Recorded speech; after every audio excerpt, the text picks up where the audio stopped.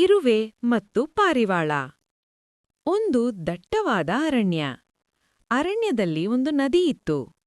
ನದಿಯ ದಂಡೆಯ ಮೇಲೆ ಒಂದು ದೊಡ್ಡ ಮರವಿತ್ತು. ಆ ಮರದ ಮೇಲೆ ಒಂದು ಪಾರಿವಾಳ ವಾಸಿಸುತ್ತಿತ್ತು.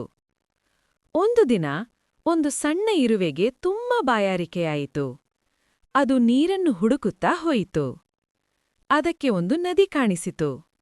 ಅದು ನದಿಯಲ್ಲಿ ನೀರು ಕುಡಿಯಲು ಹೋಯಿತು.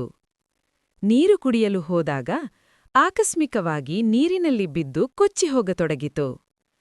ಇರುವೆ ಗಾಬರಿಯಿಂದ ಕಾಪಾಡಿ, ಅಯ್ಯೋ ಕಾಪಾಡಿ, ಕಾಪಾಡಿ ಎಂದು ಕೂಗತೊಡಗಿತು.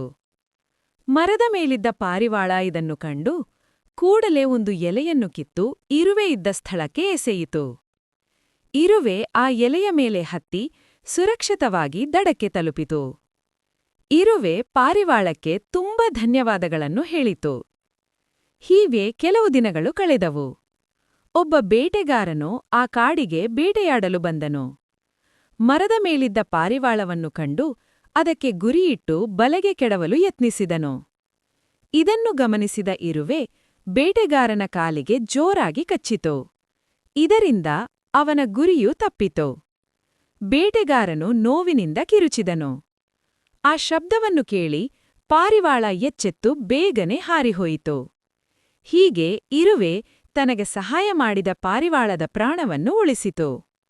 ಕಥೆಯ ನೀತಿ: ನಾವು ಉಪಕಾರಕ್ಕೆ ಪ್ರತಿಯಾಗಿ ಉಪಕಾರ ಮಾಡಬೇಕು. ಅಥವಾ ಒಳ್ಳೆಯದನ್ನು ಮಾಡಿದರೆ ಒಳ್ಳೆಯದೇ ಆಗುತ್ತದೆ.